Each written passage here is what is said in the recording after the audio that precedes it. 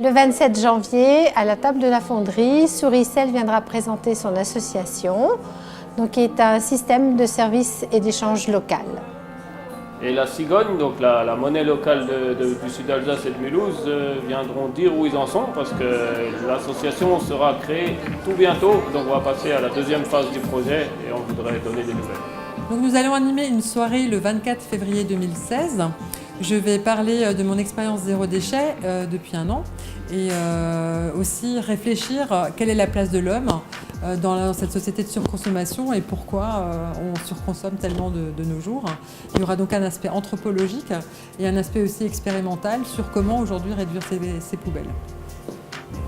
Quant à moi, dans cette même soirée, je vais parler de tous ces fruits qui sont perdus dans les vergers parce que non utilisés. Donc qu'est-ce qu'on peut faire avec ces fruits, comment on peut les collecter, comment on peut les transformer, à qui on peut les donner pour éviter le gaspillage, peut-être même aller jusqu'à créer des emplois pérennes localement. Avec OpenFab, nous avons un projet d'Eco-Fab Lab, c'est-à-dire un atelier de fabrication où on utiliserait comme matière première des déchets qui seraient réutilisés, recyclés, revalorisés. On espère que vous serez tous très nombreux à cette soirée. Merci beaucoup. Alors pour la soirée du 30 mars, nous allons parler de philosophie du libre avec tous les aspects de cette philosophie-là qui prône plus le partage que la concurrence et notamment dans l'économie, une autre façon de voir l'économie, de faire l'économie, comme par exemple avec une épicerie participative. De cette même soirée, je présenterai un projet sur Mulhouse d'épicerie participative dont l'objectif effectivement est de se réapproprier le circuit de distribution et d'approvisionnement de notre nourriture à travers un modèle de coopération et de participation. La quatrième soirée, ça sera le 27 avril et Joël il va présenter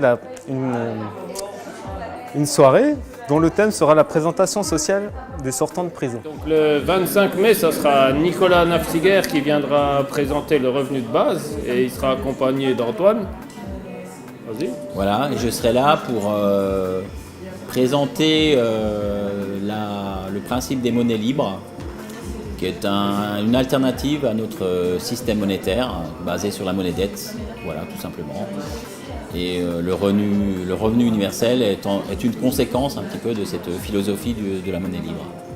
Mercredi 26 juin, il vous sera proposé une soirée sur la poésie algérienne à partir du poète Hossein Kateb.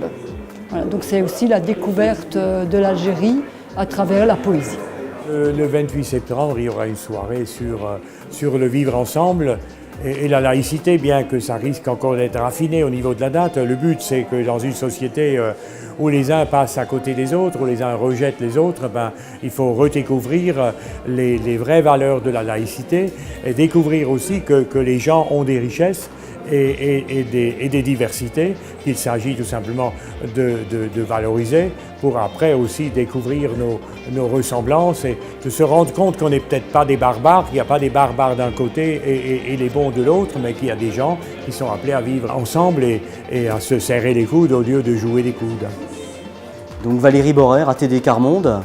Donc je vous invite le 19 octobre à participer à un débat à la table de la fonderie. Donc le 17 octobre, c'est la journée mondiale du refus de la misère et nous aurons un débat autour de cette journée mondiale. Et donc le thème du débat portera sur la solidarité avec les plus pauvres, de nos relations aidant-aidés, quelles limites, quelles alternatives, fatalisme ou blocage de nos idées, avoir comme objectif que les plus pauvres obtiennent la maîtrise de leur propre destinée, utopie ou réalisme. Le 30 novembre, nous organisons une soirée sur le thème des médias alternatifs. Le but est de regrouper l'ensemble des médias non conventionnels qui existent sur Mulhouse et ses environs et qui collectent des informations qu'on ne retrouve pas dans la presse traditionnelle, enfin dans la grande presse.